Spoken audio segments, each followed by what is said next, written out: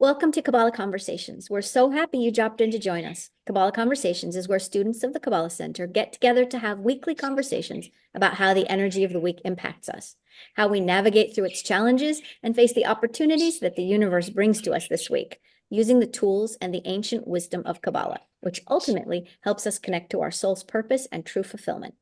Since you found our channel, we hope that something that you hear today inspires you and motivates you or helps make your week a lot better because of it. So welcome to Kabbalah Conversations and welcome to my fellow Kabbalah students. Hey, everybody. Yay. Hi. And welcome to Hi. our guest, Daniel Ricardo. Hi, Ricardo. guys. So Dan- Daniel, what's your background My with Kabbalah? background. That's what I was Uh, going to say. He's not I, just a s- I student. studied for many years. And it's only getting better and better after so many years. So I'm really excited about this podcast to share whatever I can share with you guys. You know, I was listening to this week Michael and Monica's podcast, or no, actually they were on Jenna Zoe's podcast. Yeah. And they were talking and they were saying anytime to check your spiritual path to make sure you're on the right spiritual path, your life should be getting better every day, every week, every year. But at least look at like the last month. Is it getting better on the spiritual path? And if it's not, stop doing it because it's not working. Which I think at least everyone I talk to that studies Kabbalah, they're like, oh my gosh, like life gets so much better, whether physically or just internally, like you're just so much more at peace and things make sense. And I don't know. It seems to be working for me. How about you guys? Doesn't mean that there's less challenges. It's just how you Right. That's Oh, what comes deal to with me. the challenges and opportunities. Yeah, see them absolutely. different. And now, like seeing them as the opportunity, it makes it still a challenge, but you know, it's for a reason and you can get excited about it a little more. And then you allow the light that's on the other side of the challenge that the creator's trying to bring you, this gift, this blessing. It allows you to access that. Otherwise, we just suffer through the challenges. Monica does something that's really amazing. Monica Berg, she assesses her day every day at the end of the day. Like it's like a religious practice. She does it every single day. And she looks at the day and, how was it? And was I in tune with the cosmos? Was I not? How can I do better tomorrow? And she does it on the monthly basis too. I think it's a spiritual practice that truthfully I don't do, but I'd like to incorporate into my life. That's a great practice. The thing that came to my mind when you were saying that is like, okay, but it's not every week that I can tell it's getting better. You know what I mean? In what I sense. So that's one, like not to judge ourselves also, but it's like a monitoring, like just by asking the question, it puts my consciousness in, wait, why didn't I feel like this week has been getting better? And it's like it's a good place to you know bring your thought in. And then and then like Esther said, it could be that you're experiencing more challenges actually, but how are you able to address them if you feel like you've grown? Like, hey, I'm handling this challenge differently than I used to, hopefully better. Then you're in a better place, much better place. You know what I mean? Mhm. Mhm. Right. Daniel, what do you have to say about that? Well, I was thinking about what David Guillaume said in the podcast. So Oh, we should play it. he was talking about mindset, right? About mindset that you have to be focused, you have to work hard, but you need mindset, you need discipline. And an interesting thing is that I believe that it is mindset, of course. At the same time, there is a little bit, small percentage of karma, right? And then the other day, it was funny. We're sitting to eat dinner, right, with my wife and kids. And so we prepared something. I prepared pasta with sauce, and my wife prepared meatballs. And So we're sitting to eat, and everyone is in his plate, and the pasta was so good. It was so amazing. So I took a second, and then after that, naturally, I took a third, and one by one, I take another scoop and another scoop, and then I thought, I might just as well eat directly from the pot because it was just so so good. And then I stopped myself at a certain point. It was a little too late. I stopped myself and said, what am I doing? I mean, pasta, it could be the best pasta in the world, but it's not really good for you, you know? And because eventually you're going to wear it, right? So we need to understand as we walk through the day. This is something that I'm practicing, like to listen. Where is it coming from? Is it coming from my body? Because the body likes the pasta. I can eat the whole thing by myself, but the consciousness. So it's not just the mindset, but it has to be, a spiritual mindset. And this is why mindset I practice. It's a discipline.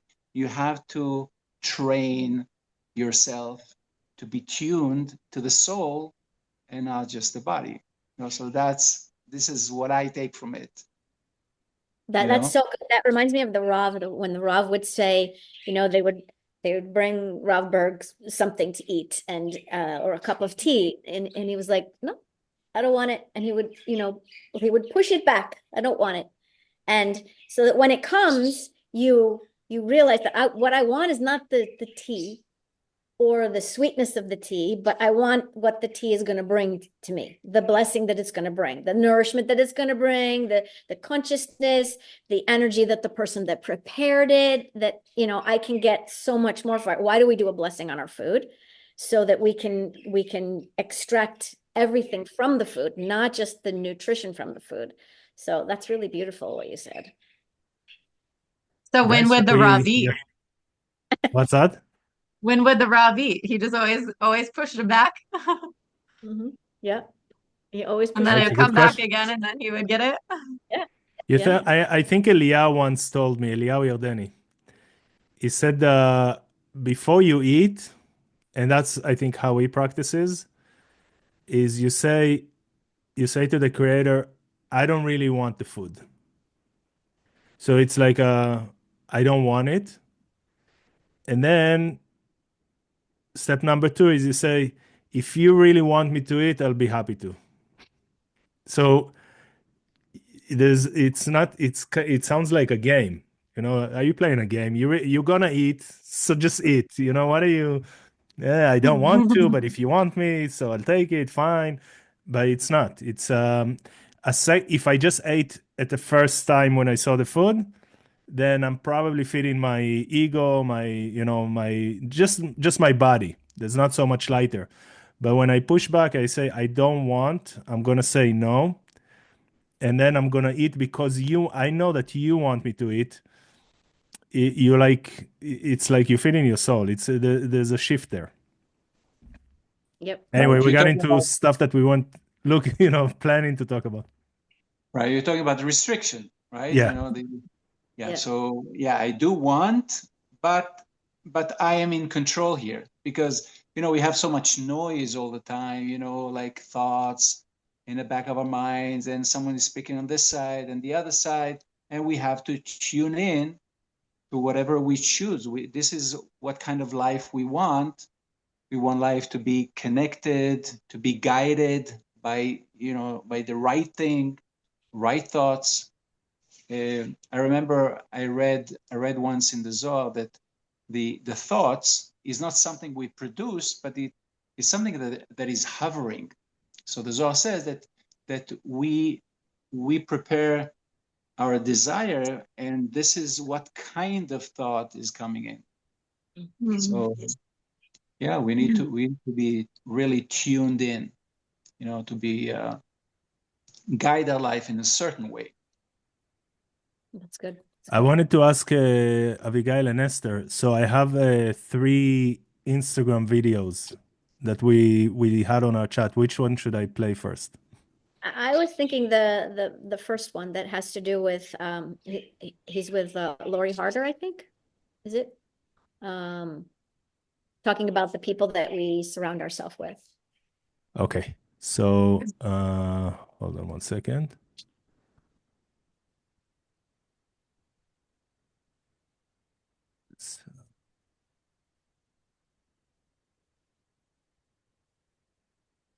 Okay. Hopefully the sound is gonna be good. Oh wait, we need to have it bigger.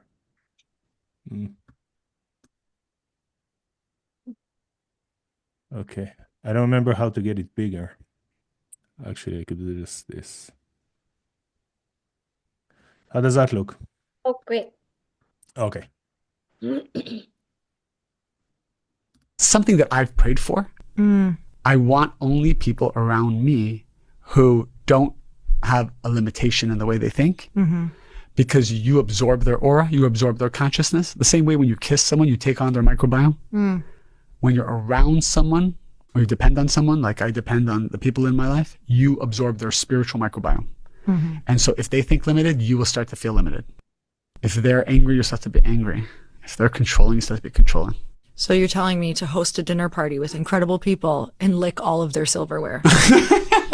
You get the best of both Like worlds. they leave and I'm like, Yes, you get the best of both worlds. Well, I don't want their microbiome. okay, fine. It's I fine. just want whatever they manifested energetically in their life. No, that's so smart though. And that is so true. One of the things that Chris and I have always done early on, we understood that if you just get yourself in the rooms with these people, Yes. you change. You change.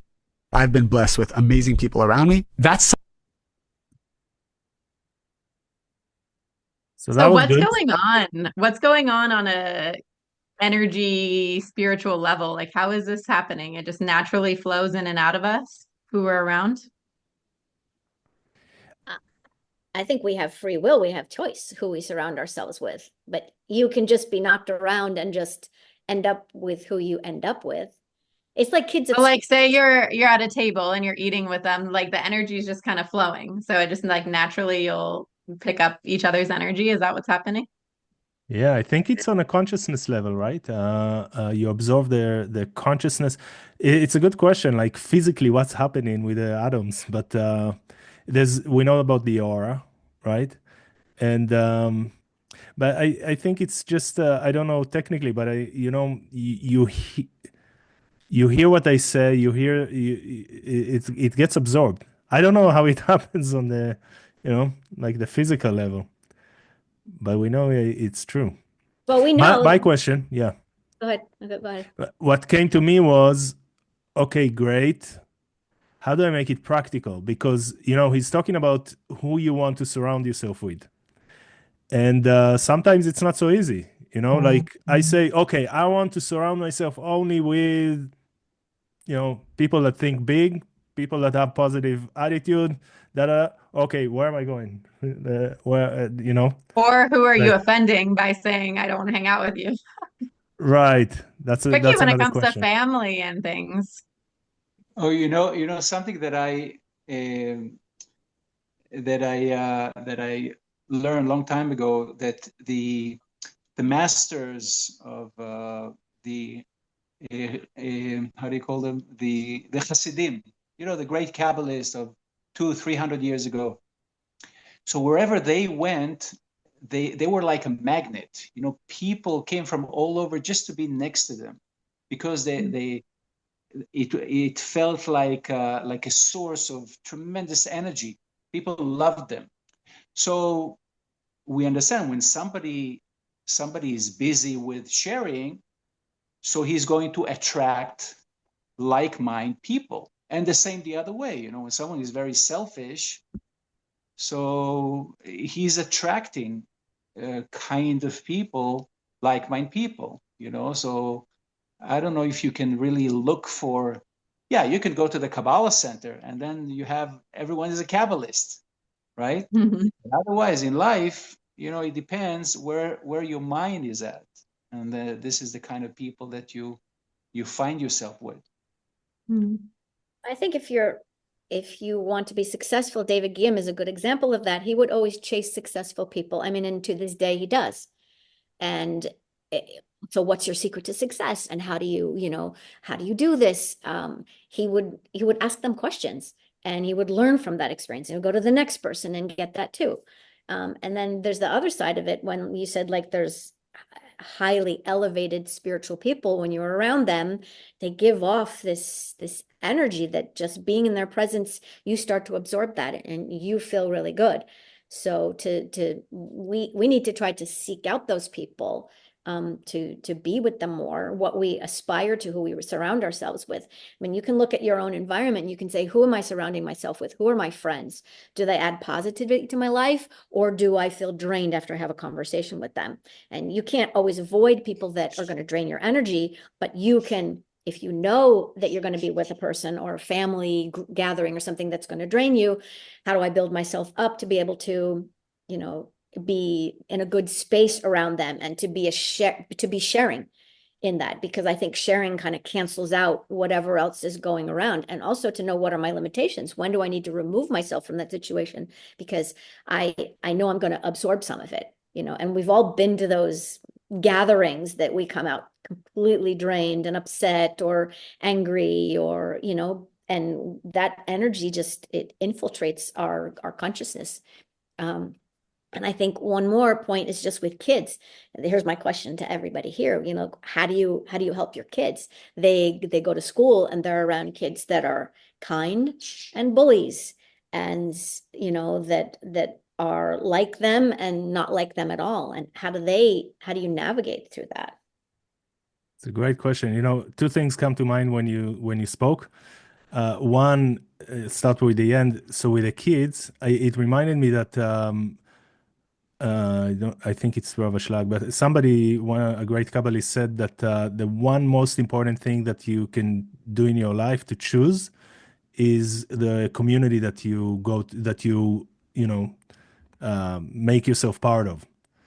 And so that's a major part, choosing the right community. And in this case, the school. Just try to find the best school, and that will, because there's so much you can control, especially with your kids. You can't control that much, but you can control which school you're going to send them.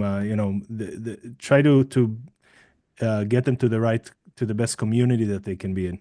And the other thing that I was thinking, so I raised the question without having the answer in my mind, but as we were speaking, yes, just last week we went to the Kabbalah Center, and so that's part of it. Like I did feel like my energy, my consciousness, I'm feeling like it's slipping away a little bit.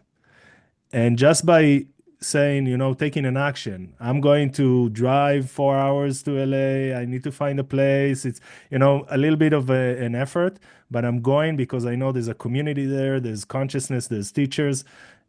Something has shifted. I feel that something has already shifted. And even like a little wake up, like there's a part of us that goes to sleep a little bit when we're doing the same mundane thing, and by making an effort, pushing ourselves to go to a community that is positive, it makes it, it does I feel like it did a little shake up for me than I needed. Mm-hmm. Mm-hmm.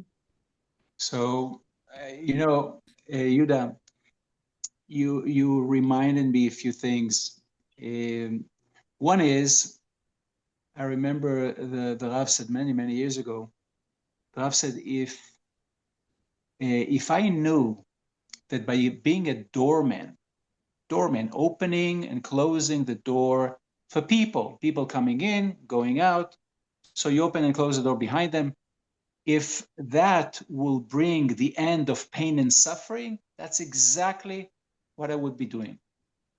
So, yeah, Kabbalah Center offers all the tools somebody needs to be able to make a difference, to eliminate chaos, to bring light. At the same time, I learned that you need to kind of change the agenda. The obvious agenda is I want to do better. I want my business to do better. I want my life to be more more pleasant, communicating. I want to have freedom to move around. And at the same time, I feel that we come here for service, so we need each one have to find the power that he has and all the positive attributes and share, as much as he can. Just that's the job, and not to fall to the trap of the other voice. The other voice is saying, oh, I want to do this, I want to do that, kind of agendas. The agendas mix. So yeah, what I'm saying is that we need to find a way to awaken, our inside, awaken the soul. And naturally, I think that we will attract right people, the right opportunities, make things happen. It's, you're going in that path, and it's going to happen. That needs to be your intention, right? When you Right. intentionally start your day with that, please, asking the light, put me next to the right people that I can share with, that I can bring a spark to, and also bring the people that are going to help to spark my life to go to my next level. Otherwise, we just get knocked around. It's like they say, there's a study from Harvard that says, I don't know what the percentages are, I forget right now, but I have it on my vision board, and a certain percentage of people, a large percentage, don't have any goals. They don't know from one year to the next where they want to be, what they really choose. They just want life to be better, but that's it. And then there's this much smaller percentage that actually have goals that say that, well, within this certain period of time, I want these things to happen in my life. And then there's an even tinier percentage of people that have written goals. They know what they would like to achieve, and they have dates by which they want to achieve them, and they set it down in great detail. And that percentage of people are the people that have 80% or more of the success in their life, that actually achieve the goals that they have set out for themselves. So, I mean, even just on a micro daily basis, to say, what's my intention of the day? How many of us really do that? That's great. Should we play the next video? Sure. Okay, hold on one second.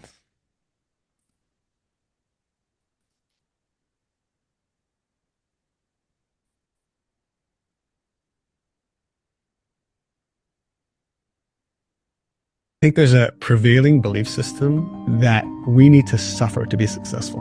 And that's incorrect. I think there's so much grind culture that's being thrown out there. And by the way, you do have to work hard, and you do have to work consistently.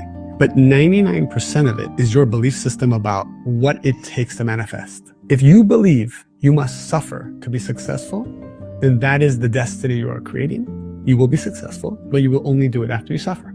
If I think something is hard or impossible, then I literally call in the entire universe to create a movie for me that makes it hard and impossible. There are people who every relationship they're in is a drama. It's difficult. It's hard. Every city I go to, I ask them, is dating hard in this city? I say, which city is the hardest? They say, oh my God, I'm in New York. It's so hard to date here. I'm sure it's easier in Los Angeles. People in Los Angeles say it's impossible to date here. I'm sure it's easier in New York. Everyone always says it's harder wherever they're at. I think there's a prevailing belief system. I started a couple weeks ago this new 40-day period. I work in 40-day periods where I'm setting goals, and I focus on one thing I want to manifest or break through, and I focus on it for 40 days. Wow. You've been doing that for a long time? It's like, it's a pattern? Yeah. I like a year or so. Wow. But it's really amazing. effective. But this last one I started, I don't know what shifted. Something in it shifted where it was like my mindset of what I wanted to achieve. It wasn't like, okay, I'm not ready or I have to work so hard. It was like, you literally have been designed for this. Like if it's in your purpose, if it's part of your destiny, like your whole life prepared you for this.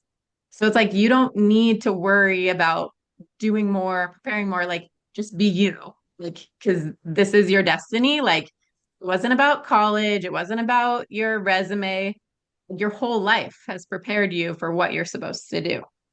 And it shifted to this, like, just this abundant mindset. Like, opportunities have been coming in and everything's been flowing so much easier.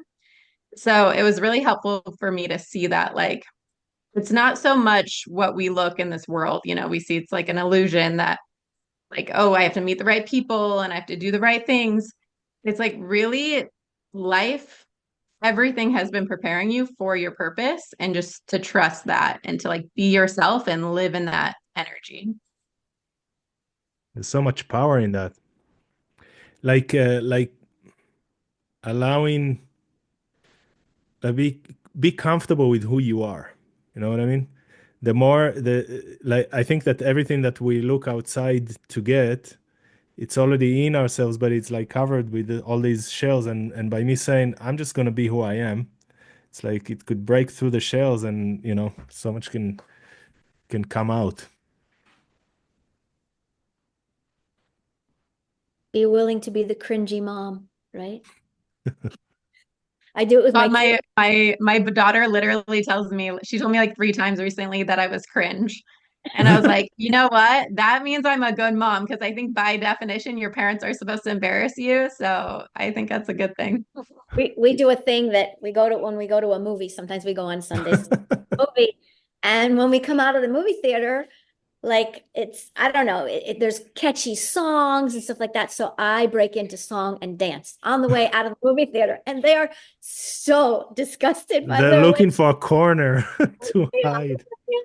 Good for But them. they're laughing like crazy at the same time. It's like, no, I don't know her. I don't know her. Trying to get away from me. But yeah, they'll remember those things later. And like, I don't care. I'm happy. I had a good time with my family. Like that's me. I want to be me. So, and I want them.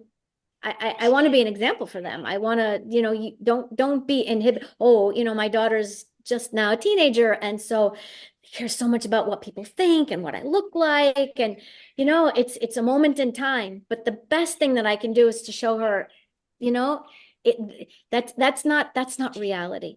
You need to be you. You need to be you in people that you don't get along with, like we were talking about earlier, that are not necessarily like you, but you have to be around them. You still need to be you. You're not going to be like them. You're not going to change and be like them. You need to know who you are and be you and be comfortable in your own skin. Easier to say than do, but we can't say I mean, I that. think that's the goal of all of it. And that's where things open up, when we really figure out, get to the who we are, and we just are that. Mm. All right. Hey, so I think we're coming up to the getting close to wrapping it up. And what I'd like to do something different. Um, just something that came to me. We want to channel something that doesn't come from our brain. You know what I mean? I don't want to say something that comes, that is going to sound good or anything like that. So before we leave, I just want us to close our eyes and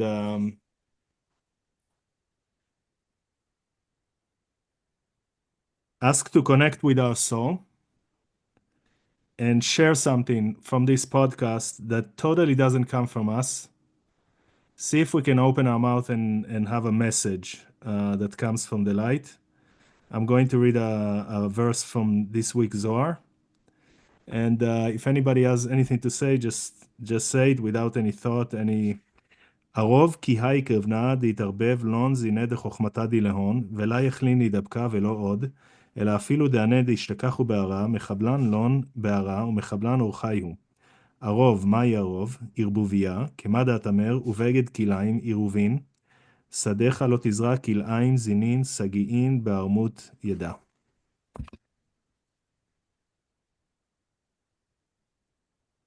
Feel free. Say anything. Something about the weather if you like. So for me, the first thing that came out that jumped out so loud was love. Just love. Like I know that I've been very calculated, especially about love. I mean, you don't just open up, you know, it could be very dangerous, you become vulnerable. But I believe that love is a healing factor, you know, and you can't go wrong with love. You know, when you give love, you show compassion, you you open up, and you give it the best that you have. So it always does good, something good for yourself, for others, and nothing negative can come out of that. That's the first thing that jumped out. Amazing, beautiful. And as you were talking, something that came to my mind is that you personally, I don't know if you want to talk about it, but you lost someone close to you, your dad. And by the way, there's also the most recent podcast of Michael and Monica is about grief. So I wonder if you feel that like what's going on with your process, something that you noticed that has changed within you, impacted you as it relates to that. Because when you said love, I don't know, it reminded me that, and you said you don't have to be so sophisticated. It just, a natural thing. So I was wondering if there's anything in your life right now that in the last few months that you see that has changed, that you can just connect with love and let the light do the rest.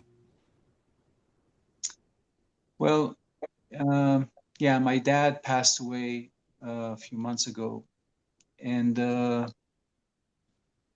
it was, I mean, I never had this experience, somebody close that passed away. And when I go back and I think about the process from the time it happened until now, so now I know that everything shut down immediately. All the protection systems around, you know, like I don't want to go into astrology, but really everything was shut down, and it was only mind. My mind was processing what I thought happened, what I wanted to happen, and now, a couple of months later, only now I feel, you know, I feel the pain. Certain things that happen with my dad coming back to mind, and I go over it again and again and again and again, and I try to feel it, you know, not to process it in my mind, but to feel it. And it's something that naturally I'm missing, because I'm very intellectual. So so now I feel that every time that I just open up, just kind of shut down the brain and open up. So there is a lot of good. It's a healing energy. I feel the process of healing. And my relationship with my dad was not the best in the world, you know, through my lifetime, but it was like the last 2 weeks we were together. It was mind blowing. It was just, we got so close that I would be able to do in a lifetime. It just,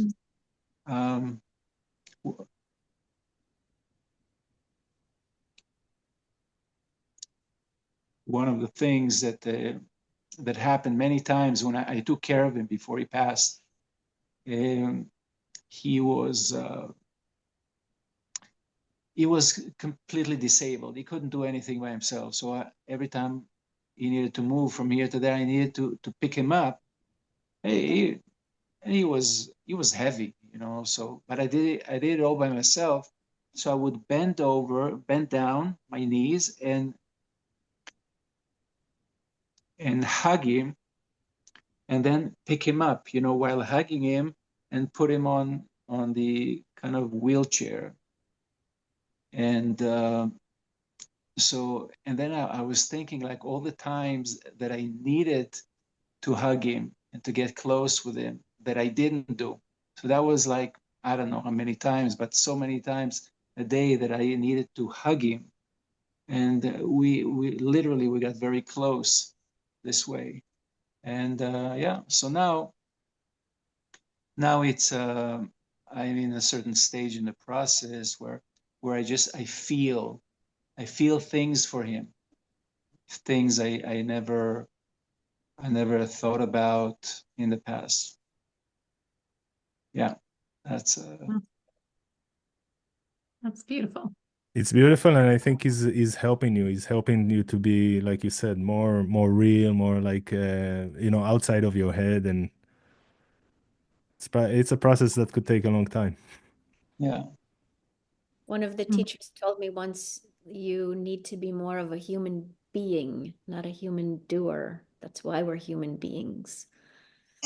We just get into our head about everything, and we calculate, and we don't come from our heart.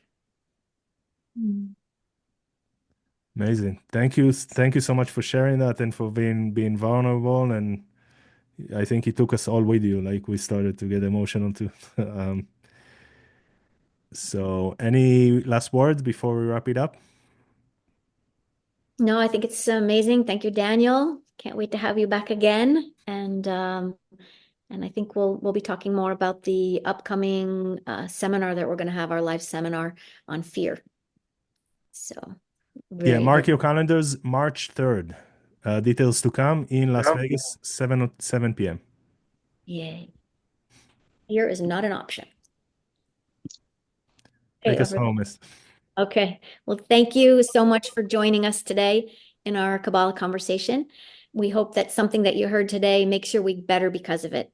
And if you're looking to learn more, we've included resources, lessons, podcasts from the Kabbalah Center on our page, and in the highlights, past recordings, so that you can continue to connect during the week.